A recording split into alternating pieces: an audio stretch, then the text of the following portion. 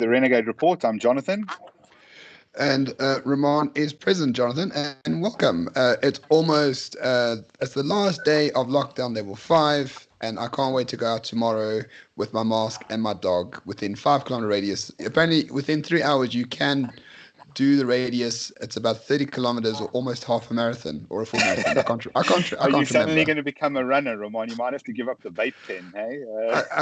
I don't have any other choice, I'm afraid. I can't carry a barbell with me to do CrossFit on the roads. Well, not yet, at least. Yeah, well, we're going to level 4, but some people are calling it level 4 plus. Usually that's marketed by Apple as being positive, but I'm not entirely sure in this instance. I thought it would be really cool to have someone on the show who's been in the news a bit, but is actually an expert. You and I obviously have had other conversations during this time. We've had a Corona conversation before.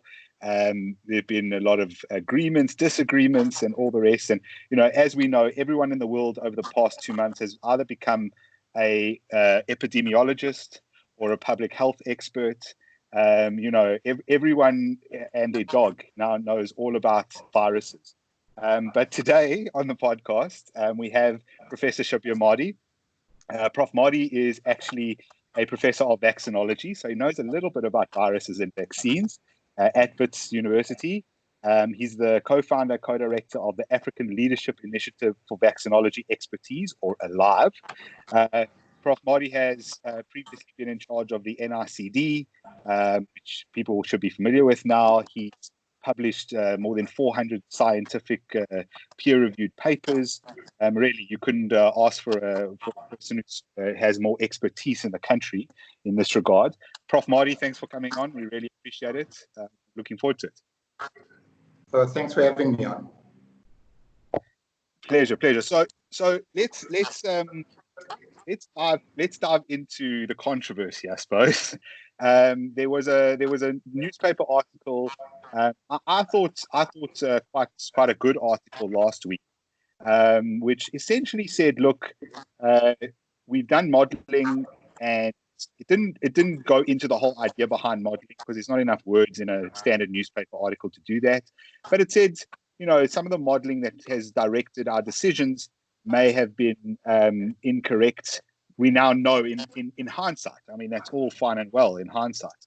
Of course, the headline was flawed models, and I suppose that gets people ready to kind of react. So do you want to talk a little bit about the modeling you were talking about, what you meant? We've got time to talk it out now. So to kind of give your perspective rather than just those few words you were afforded. So thanks, Jonathan. So Jonathan, I think we just need to take a step back. These sort of criticisms of the model weren't made in hindsight, and fair enough, it is what we call a dynamic model in terms of it needs to be updated as we learn more information about the virus. And certainly over the past 2 weeks, there's been major learnings about this virus, which we can talk about.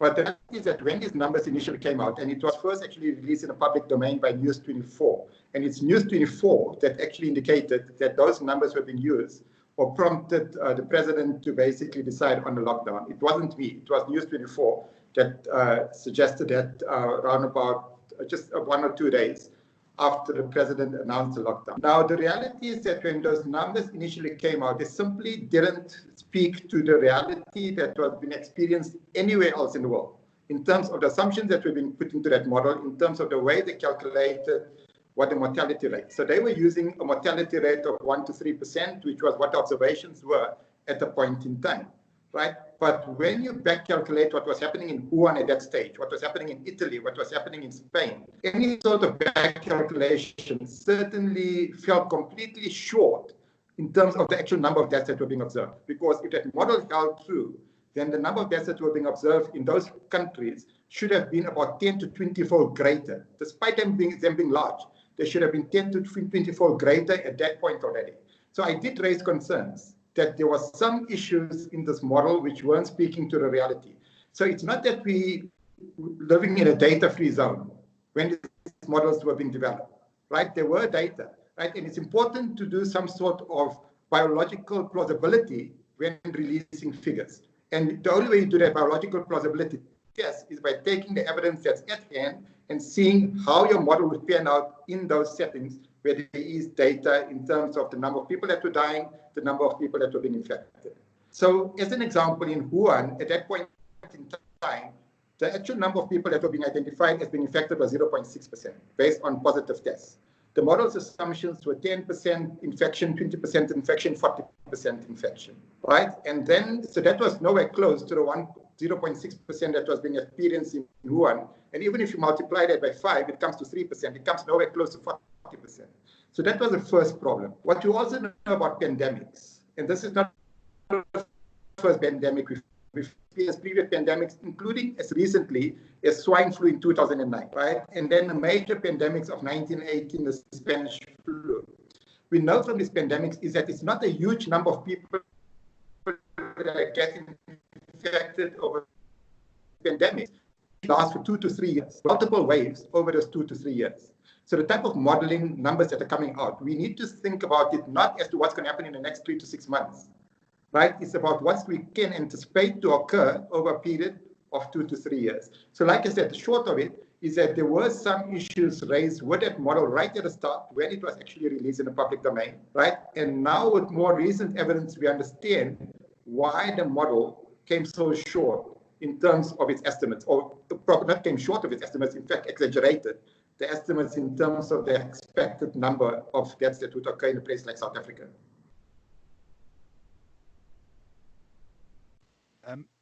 So just to add to that, I mean, we essentially then made decisions at the time under the assumption that things would be a lot worse in the very short term than they actually ended up being, and in fact would be in the end. So and in fact, modeling, I think it's important to just mention about modeling, because it's not a South African phenomenon. It's not like we had certain models and it's a South African error or something like that.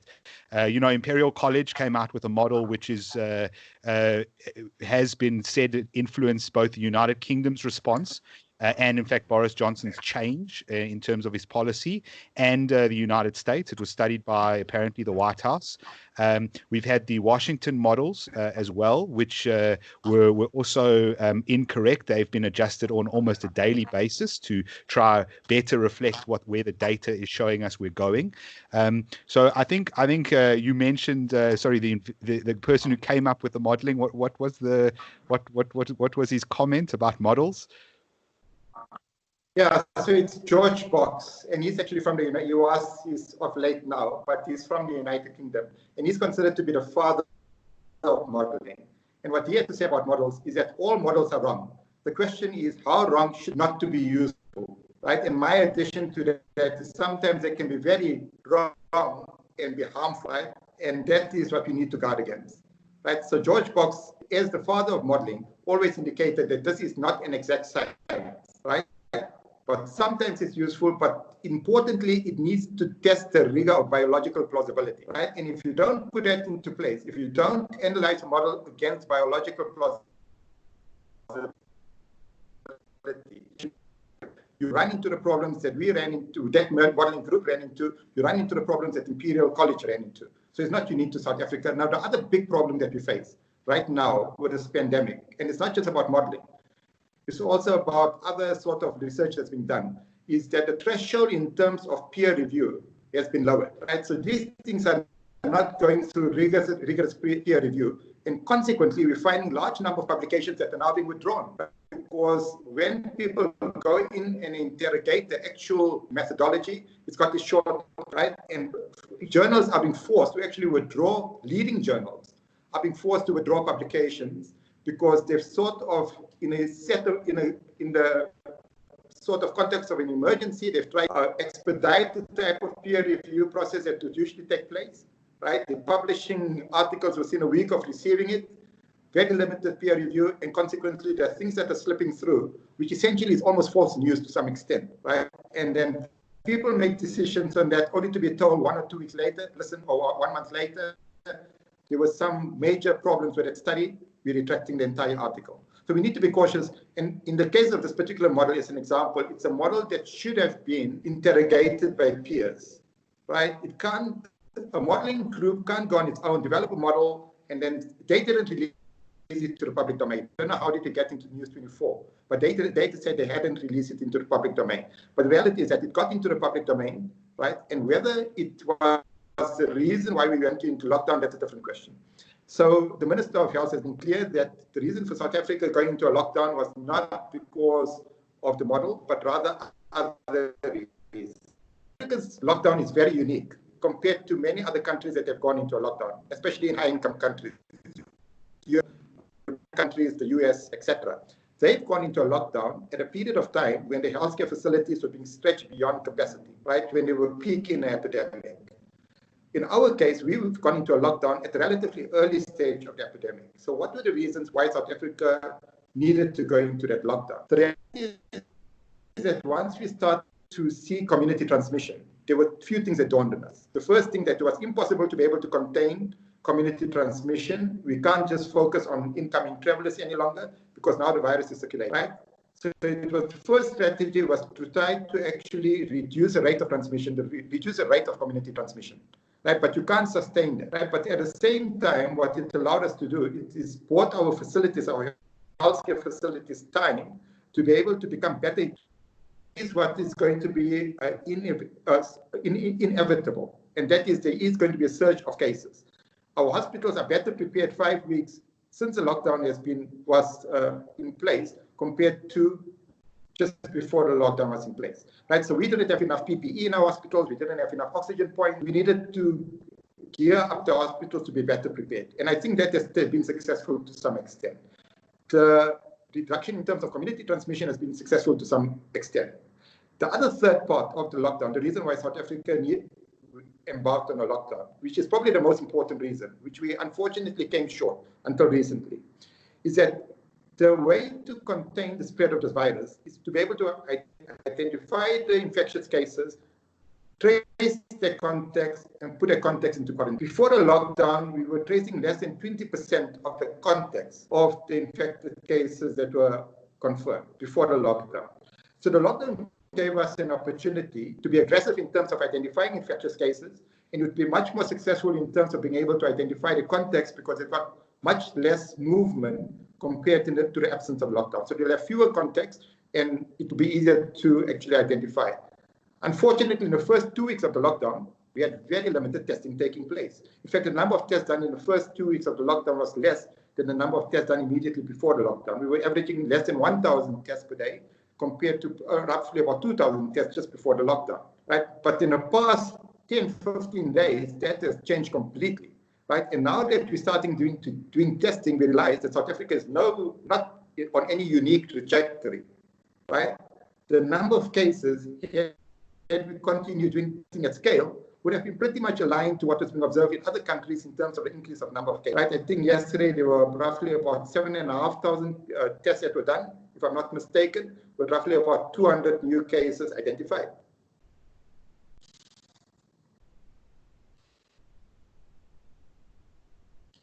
Over to you, Ramon, if you wanted to. Oh, right. Sorry.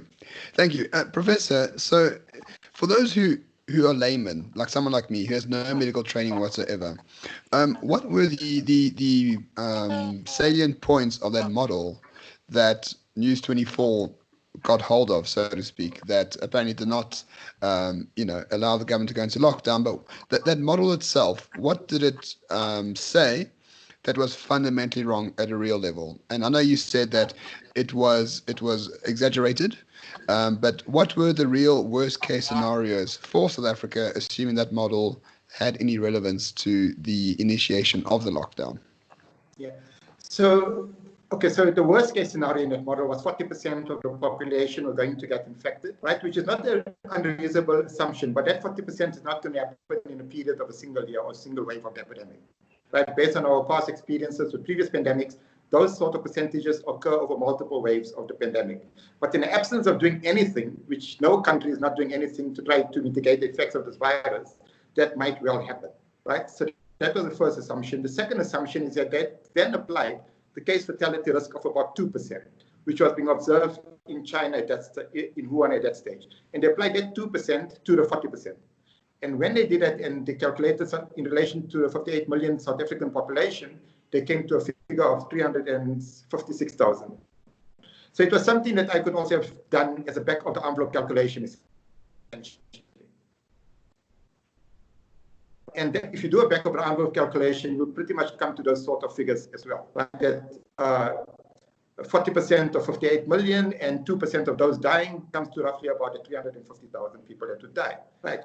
But like I said, the big problem there was no country in the world that was anywhere close to 40% infection. Recently, New York is an example where they've done a different way of testing people, where they've looked for antibody, presence of antibody, which doesn't tell us if someone is infectious, but it tells us whether someone has been infected.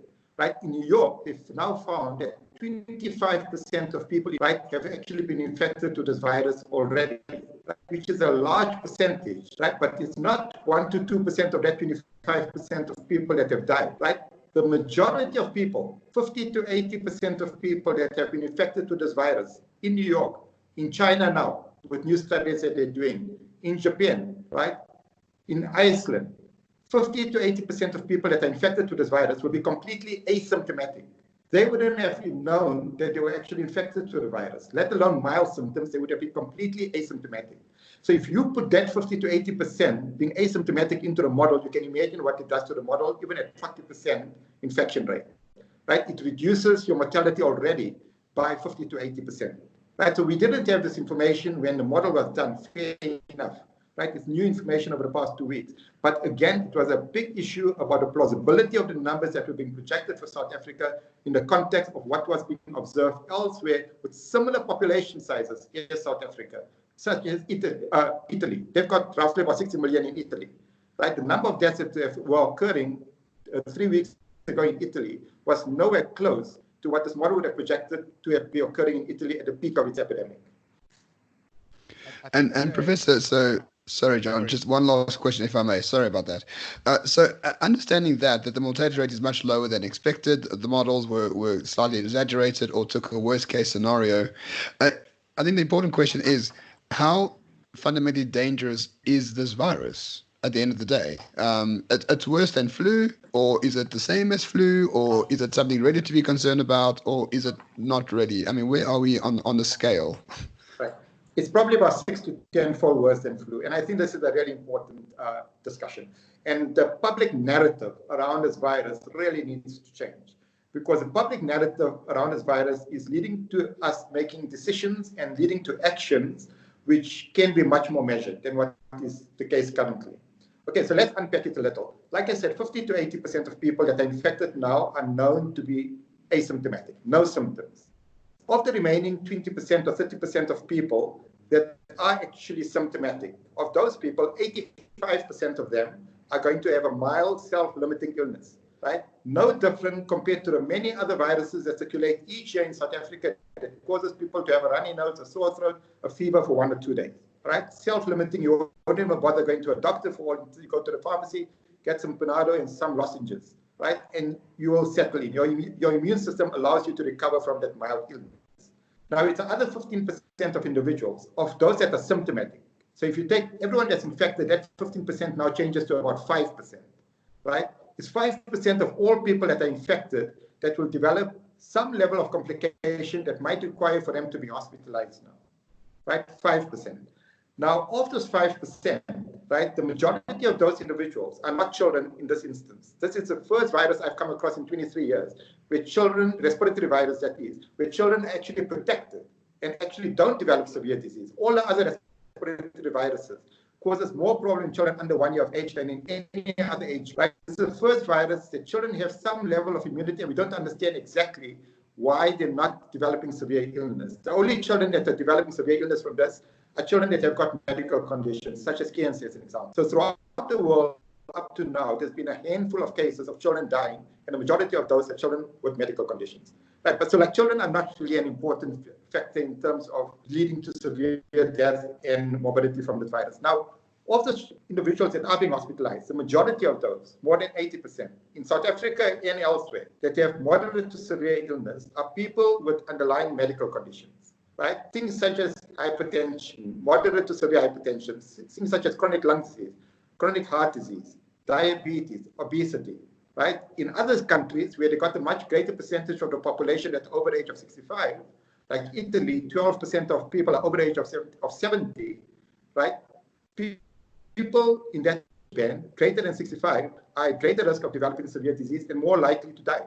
So 80% of the people that are being hospitalized and 80% of people that are dying from this virus are people with those high-risk conditions. So for the average person walking on the street, now I'm not trying to diminish the importance of this virus by any means, right? And the average person on the street, right, is still important in the context of the rate at which this virus will spread, and particularly the rate to which the virus will spread to those individuals that are susceptible to developing severe disease. So everyone is important. The role of everyone is important in this virus. Right? But to unpack it, what translates to eventually, that for every 1,000 people that are infected with this virus, between 5 to 7 people will actually die. Right? The equivalent number for the Spanish flu, as an example, is that for every 1,000 people that were infected, roughly about 30 to 40 people actually died. Right.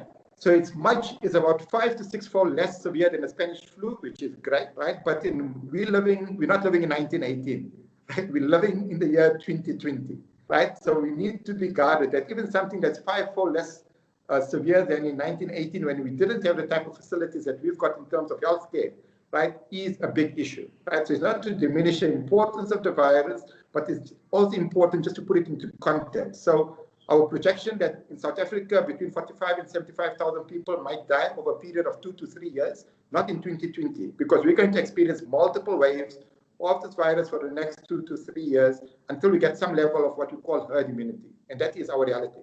Right? So this is not some scenario we need to plan for the next few months. Right? We need to be thinking of what we're going to do for the next 2 to 3 years, unless a vaccine becomes available before then. I think such a good point.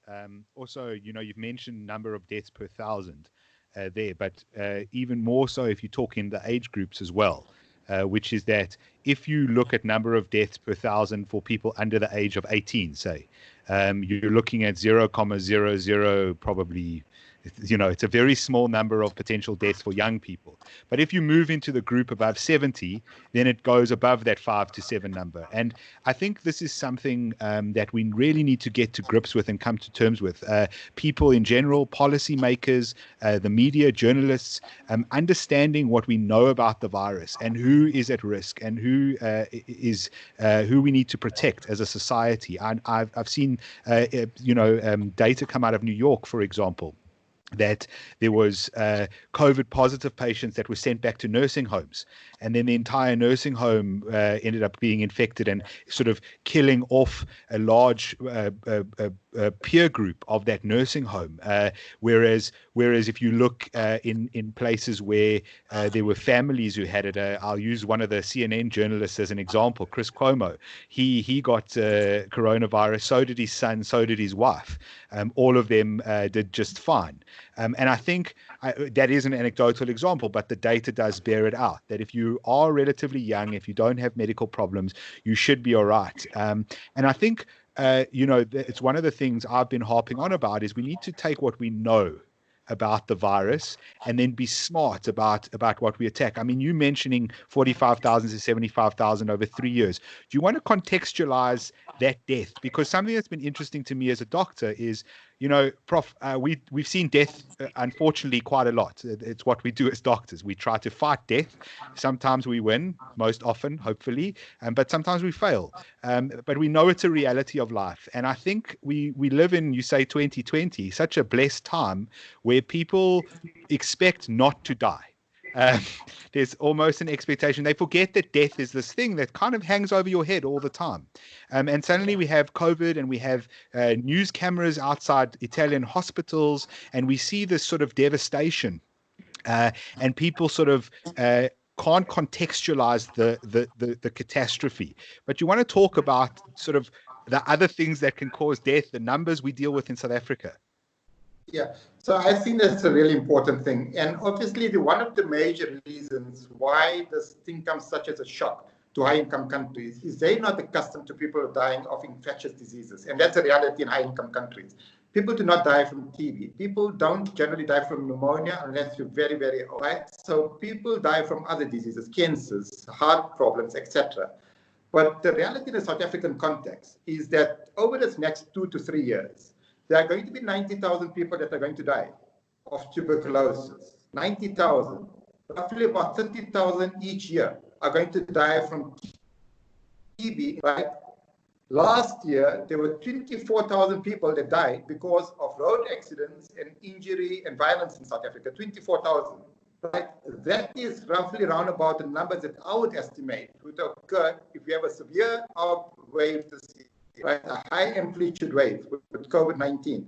That's probably roughly the number of deaths that you can expect from COVID-19 this year, in that ballpark, right? So context is really important. So in a country that's not accustomed to people of dying from infectious diseases, this comes as a major shock, right? And certainly those countries who are not prepared, and there's no country in the world that can be adequately prepared to face their way right now with COVID-19 in terms of healthcare policy, in terms of healthcare utilization. Not no country, there's a few countries that have done well, but they've had things in place.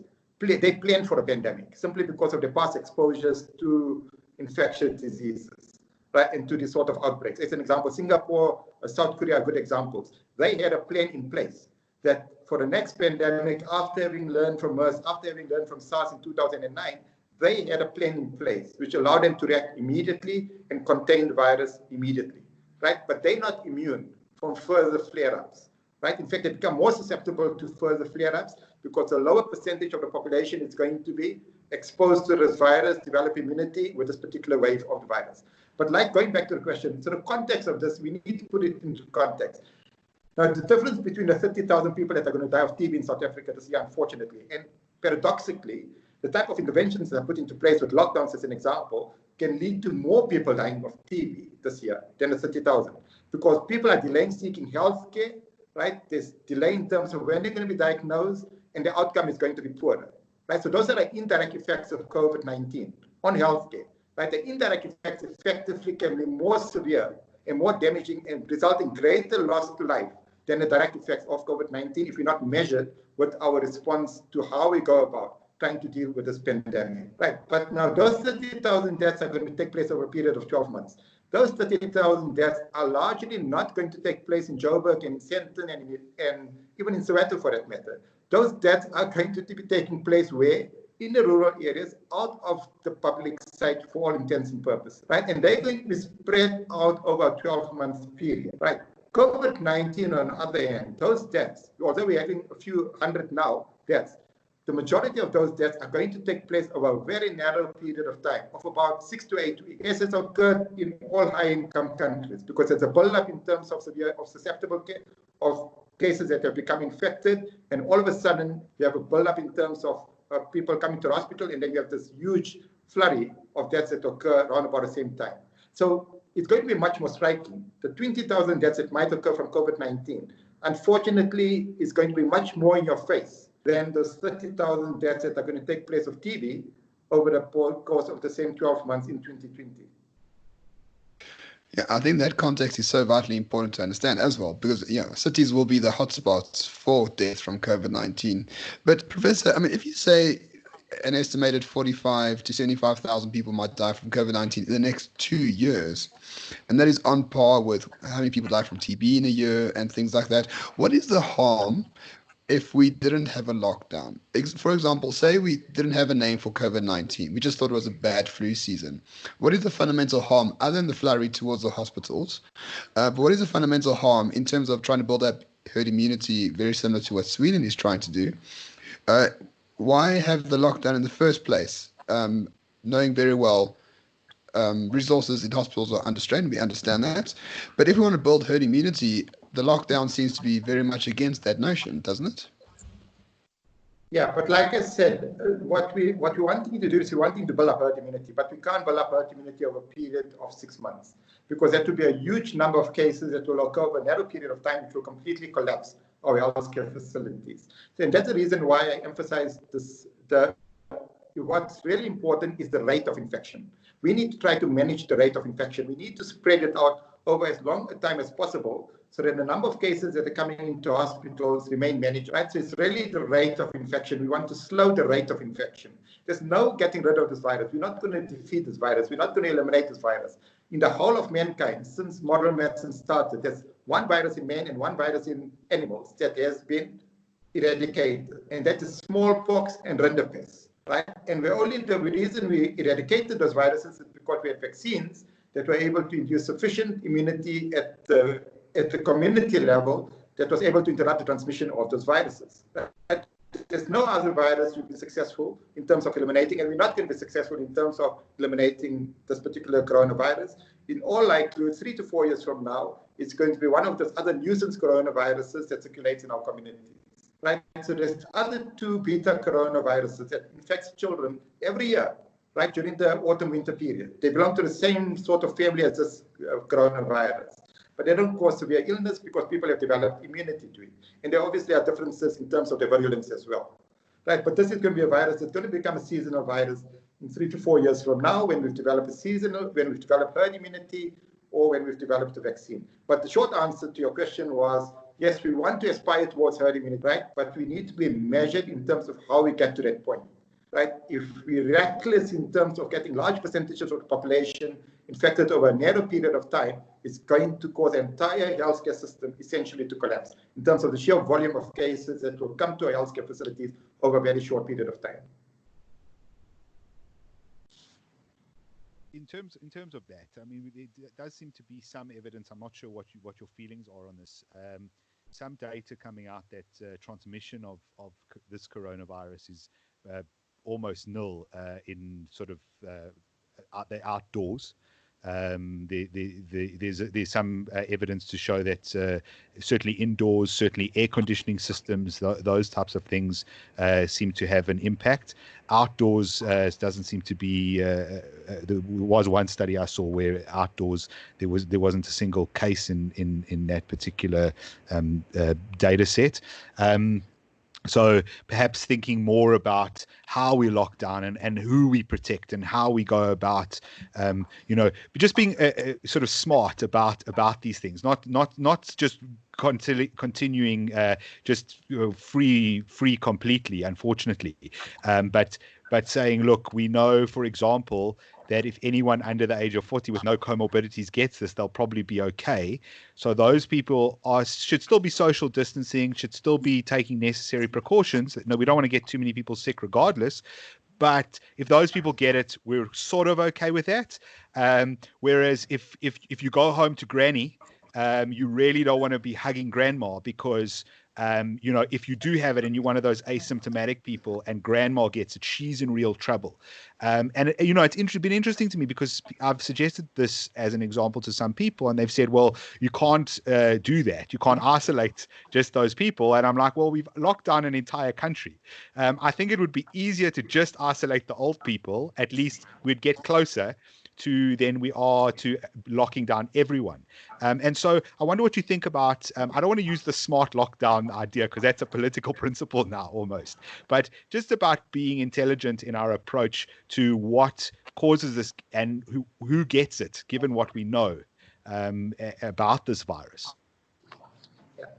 So, I mean, the first thing I need to say is not about just people under the age of 40, because that will exclude me, which will be a problem, because I want to be mobile, obviously.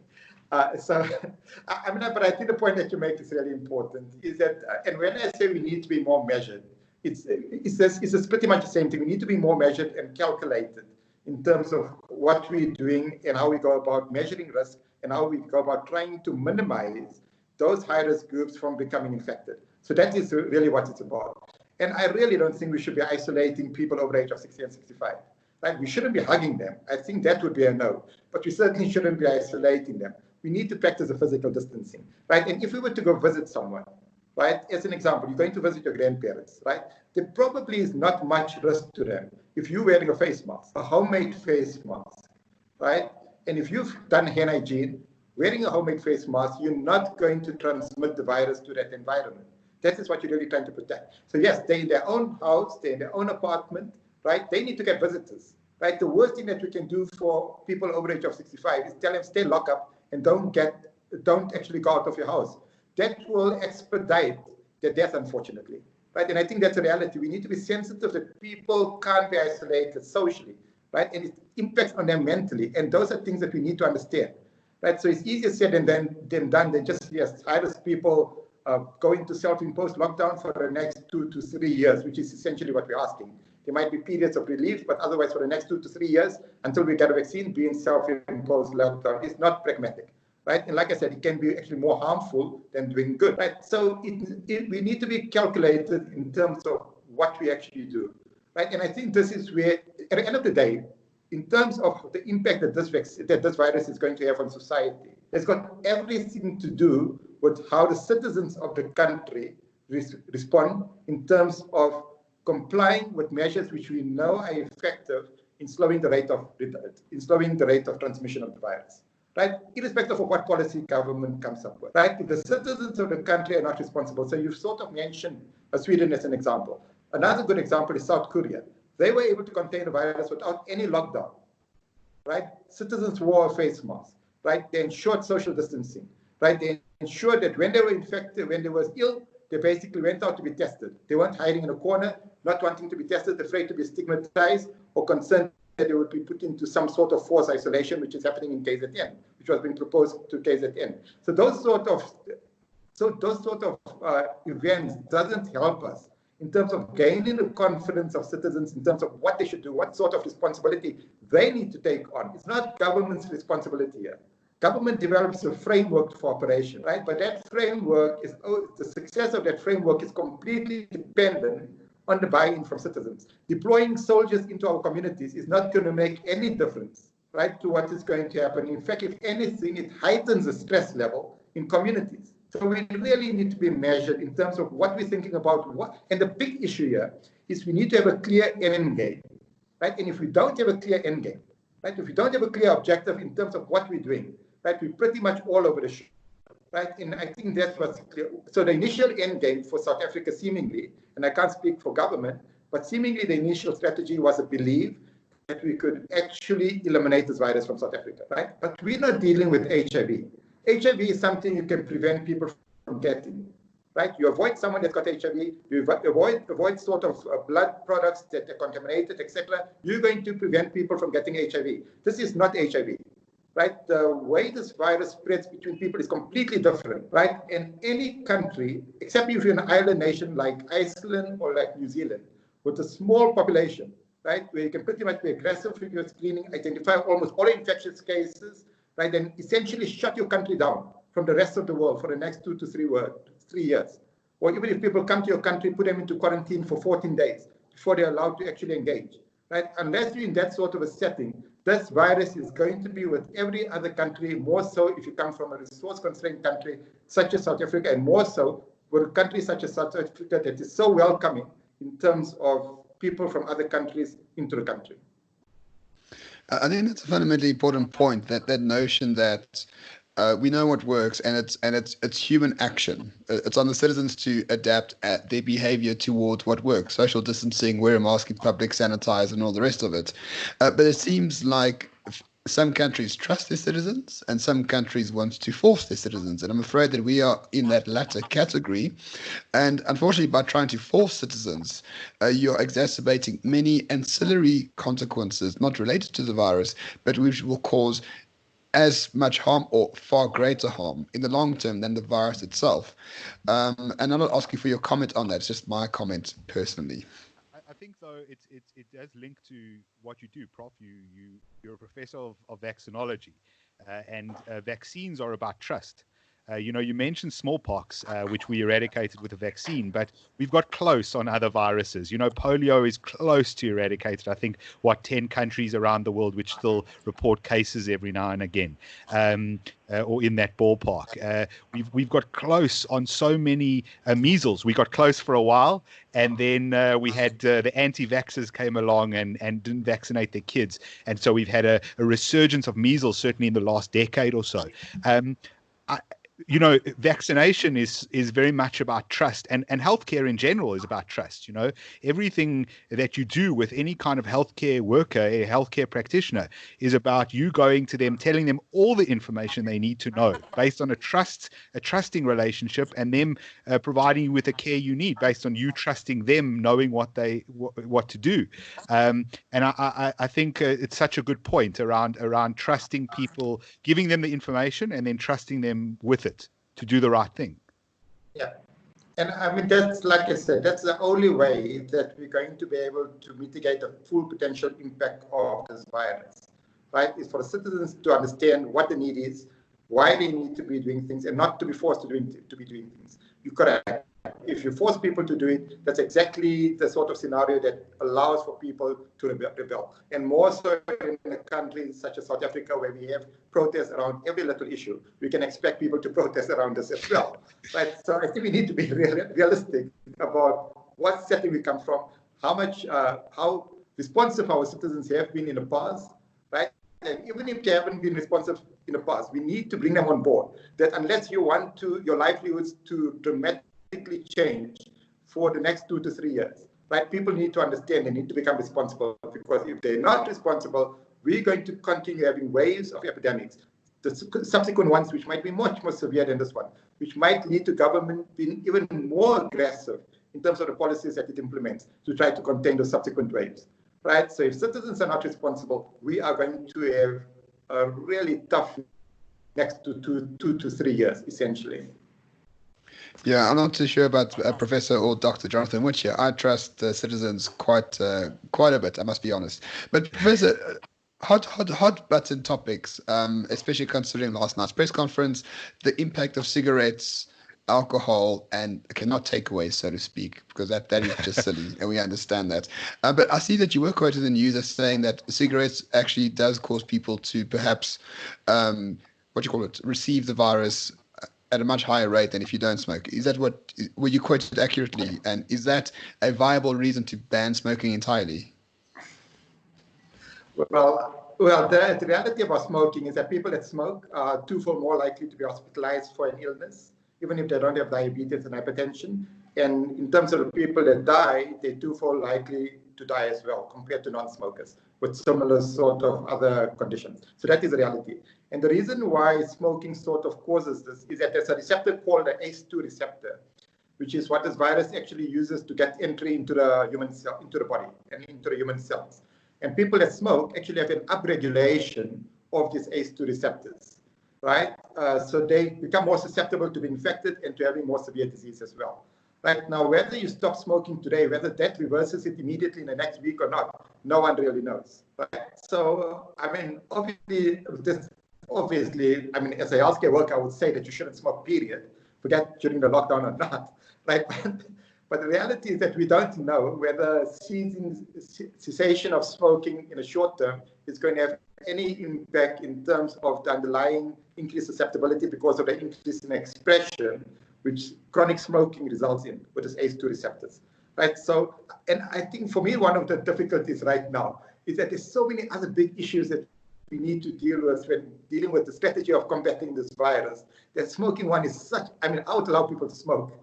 I don't think they should smoke because I think it increases their risk, right? But I think in the context of the other major issues that we're dealing with that are affecting the livelihoods of people, right? People not being able to go out on a day to put food on the table that night, right? The issue of smoking becomes sort of a really good to have this, right? Which we can reserve for another day. Right now, we need to understand how can we allow people to go to work, right? The person that does come to my place to do gardening, right? He sent me a message last week. He was willing to defy the lockdown to come to actually do the gardening so he could get some money so he could feed his family. Those are the realities we need to discuss, and those are the issues that we need to take right now, right? It's not about the few minority of people that are wanting to petition the president to allow smoking. When he allowed smoking, and I think because Zuma decided there's no smoking, so I'm not too sure exactly where the discussion that is, but I think the health decided no.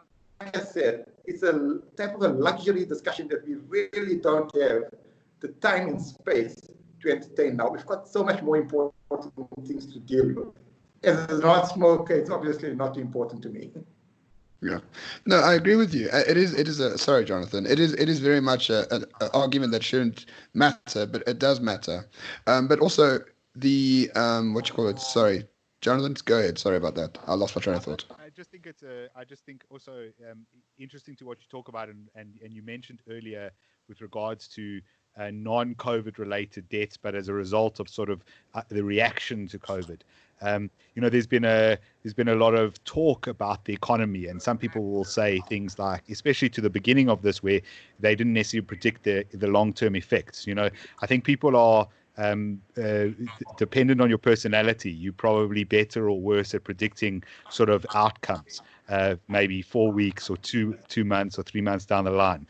And one of the things we're going to see, I think, is a lot of other problems as a result of decisions that have been made. I mean, vaccines, for example, the kids who would be going to their local clinics. I have a colleague in the United States, paediatrician. They reckon that up to 20% of their population under the age of 6 are now behind on their vaccines, which is going to mean obviously a massive rise in certain infectious diseases. It's not just because what a lot of people have said is, oh, well, it's just the economy. The economy will come back. It's just money. But it's not money, because poverty is the single greatest determinant of health. If you're poor, you're more likely to be ill. And you're more likely to suffer as a result of that illness. And I think that's really an important aspect, that, it's such a complex situation, but we have to consider it. Yeah, I mean, the economy is intertwined with health. South Africa's ability to implement NHI over the next 5 to 10 years has just pretty much disappeared in terms of the loss that's occurred just with this particular lockdown. So the lockdown has essentially cost the country 13 billion rand each day, roughly about R500 billion in the past 5 weeks, right? And what do we see already happening is we see the Edcon group have decided to shut shop now, right? And how many thousands of people are going into unemployment? Roughly about 55,000, right? And those got direct consequences, not just to the economic. It doesn't have financial consequences only to those individuals. Those people are no longer going to be able to afford medical aids, right? They're not going to be able to access the type of healthcare that they were usually able to access, right? Immunization, a huge issue, right? And a good example is what happened with Ebola in the DRC, as well as in West Africa during the Ebola outbreak. With the DRC, in the recent outbreak, right, there were roughly about 3,500 people that died from Ebola in the DRC, right, during the Ebola outbreak, right? During the same period of time, immunization services collapsed completely. There were 320,000 children that developed measles, and there were 6,000 children that died from measles, right, because they weren't being immunized. So the indirect effect of Ebola in the DRC on measles mortality, let alone all of the other reasons why children died, because malnutrition and everything else, was double the number of deaths that occurred from Ebola, right? And that is what we're risking, right? When we bring about such disruptions, right? The disruptions might be needed, right? There's no distracting from that. The disruptions might be needed, right? But we need to be clear about the reason why we're doing it, what we're going to achieve, and what are going to be the other costs, health, economic, social, whatever else it is. Right, there are parallel issues taking place. There are collateral damages that are going to occur. Right. In fact, there's some good that has come out of the lockdown. As an example, what's happened is that the Medical Research Council just published a report which shows that the number of people that have died in South Africa from injury and accidents, motor vehicle accidents, in the past 5 weeks is 50% less than the same time last year. Right. So people are less likely to die of road accidents. But should we have a lockdown in the country every Easter? Because we know that lockdowns, we now know, we've got evidence that lockdowns actually prevent road accidents. It reduces deaths occurring from the Easter period. So during every holiday and every Easter period, should we have a lockdown so people don't travel and we don't have road accidents, we can save ourselves 20,000 people dying by having that sort of a strategy. Yeah, it's a good it's a good point, Professor. And so if you just go back just very quickly to your risk analysis about sort of trusting citizens, trusting that the message of the government goes across to them, what they need to do to prevent transmission of the disease. in an ideal scenario, if you had, if you were the dictator of South Africa, how would you try to mitigate the effects of this disease in your professional, scientific, medical opinion? I'm not talking about policy or things like that. Like, I don't want you to become a politician, but as a professor of vaccinology, what is the ideal way to deal with something like this? Look, like I said, so I think we need to accept that this is a novel virus, right? And I've been studying respiratory viruses literally for 23 years, right? So my life has been on RSV, influenza, and a whole lot of other viruses, including some coronaviruses, right? And we studied epidemiology of this, and then we look at vaccines to prevent it. So that's what I've been doing for the past 23 years. But this is a novel virus, so we're still learning things about this virus. So our thinking will change literally on a day-to-day basis, right? But just in terms of first principle, right? There are a few things that you're not going to achieve. And the one thing you're not going to achieve is eliminate this virus on its own, or just happen for this virus to eliminate, or prevent people from getting infected. It's a respiratory virus, and that's part of the DNA of these viruses, how they go about surviving and infecting people.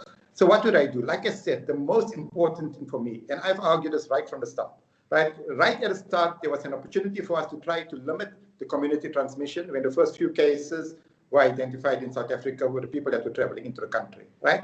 Had we been more successful in terms of tracing their contacts, and had we been more successful in terms of the screening of those individuals, we could have mitigated some of the effects of this virus in terms of how quickly it started to spread in the community. We couldn't have avoided it completely, impossible, but we could have sort of delayed the spread of the virus into the community, right? But at the same time, we were somewhat too we held back in terms of our criteria as to who should have been tested at which point, right? So until the lockdown, even during the period of the lockdown, we were still focusing testing just on people that had a history of travel or contact with people that were infected. Whereas at that stage, once we started to establish sporadic cases in the country, which means that there weren't any known risks for that person to have been infected, at that stage already, we should have loosened up our ability to do the testing. But there were constraints in terms of the capacity of the laboratories, in terms of shortage of kits, to be able to scale up testing at the broader level. But that should have happened at an earlier stage, right?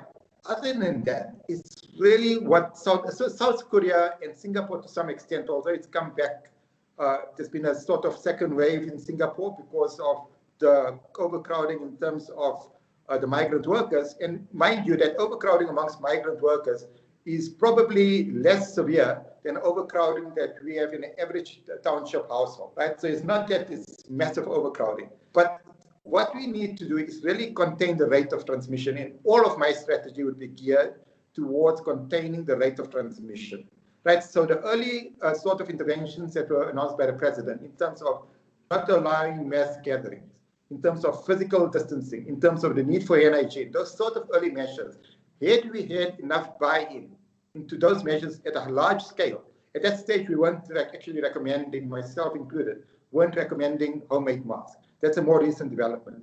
But even with that first package of interventions, had we been more aggressive in terms of ensuring that they were actually implemented and people adhered to it, we could possibly have avoided a 5-week lockdown. But again, moving forward, those sort of strategies have to be enforced and people have to abide to it, right? If we are wanting to reduce the rate of transmission of this virus, it's all about the rate at which this virus is going to transmit in the community, right? Which is going to determine exactly what impact is going to have on our healthcare services and how effective we are going to be to at least reduce some of the deaths that possibly could occur. We're not going to reduce all of the deaths that are going to occur from this virus. It's impossible to do that because once a person with these underlying conditions develops an infection, the pathway, just in the absence of any therapeutic agent, right, besides oxygen, right, the clinical course of this illness is sort of almost predetermined in a sense for certain individuals. Right, so we're not going to, right now as an example, in the United States, in the United Kingdom, 70 to 80% of people in those countries that are ventilated will die. They've got a survival rate of 20 to 30% on people that are ventilated in those high resource settings. Right, so Jonathan, you're an anesthetist, and you pretty much well know what our ICUs are, right, and what type of level of care we're able. So even in modern days, without COVID-19, we've got thresholds in terms of who would be admitted to our ICUs. If the predicted mortality for someone is about 50 to 60%, they don't even have a chance of getting a bed in the ICU to be ventilated. So we make those decisions even before COVID came because of the resource are in the presence of this huge mortality rate, even when someone is on a ventilator, right, to expense a huge amount of resources. We don't actually have the staff, let alone the ventilators. We actually don't have the staff. It's not a ventilator that cures someone. It's the nurses and the doctors that man the ventilator that allow that person to recover. Right? We don't have the staff to man the ventilators. So investing in ventilators, there was a big sort of that we were going to repurpose the SKA to produce ventilators, 10,000 ventilators. It's great to have 10,000 ventilators. It's pretty useless if you don't have people to actually staff it, to actually get it to at least survive, get 20 to 30% of people to survive. So we need to be measured again. It's an issue of being calculated in terms of the decisions that we make as to how to best use the resources that we've got at hand, the limited resources that we've got at hand. Prof, last thing from me is obviously at the moment we're running PCR testing, RPCR testing on the virus. That's for those who aren't aware is the swab. Stick it in your nose all the way to the back. Tickle the back of your brain, and basically you get hopefully a piece of the virus on there, or a whole virus on there, and you then replicate it, and you will pick up the viral DNA, in this case RNA, and that's what we're testing at the moment. But what's your view in terms of us moving into serology testing and actually trying to understand the amount of the population? You mentioned the New York study. I know about the Santa Clara study that John Ioannidis at Stanford had done. There's quite a few across the world that have been done showing interesting results, anywhere from sort of about 16% of population to as much as 40% of population already infected. Many more than we think, brings down you've already spoken about the incident fatality rate quite a lot. What do you think is going to happen going forward with that? Are we going to get there with serology testing in South Africa? Yeah, so like you correctly mentioned, it's all about what purpose you're doing the test for. So the testing needs to be designed for a particular purpose. So when someone is hospitalized, we test them so that we can find out if they're COVID positive, so we can manage them in a certain way, and perhaps also for the interest of the healthcare workers, so that if someone is infected, we can allow for those healthcare workers to have heightened access to the type of PPE that's required to manage those patients. So it's very goal-directed, right? The testing that's taking place in the community at the moment is still being done to try to identify infectious cases, put them into isolation, trace their contacts, put them into quarantine.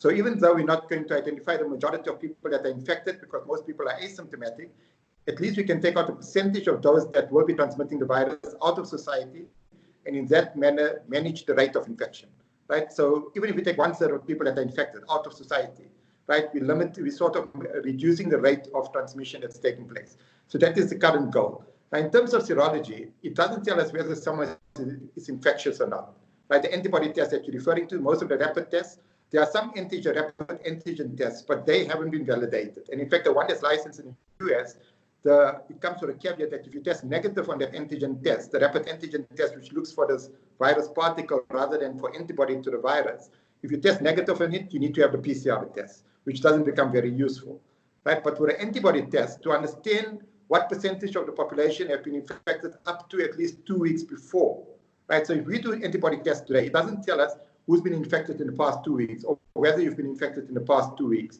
because it takes about 7 to 10 days for your body to develop those antibodies that are being detected by that antibody test, by which time you will actually have stopped shedding the virus. So you're no longer infectious in most cases. But it tells us who's been infected at least up to 2 weeks before that time point.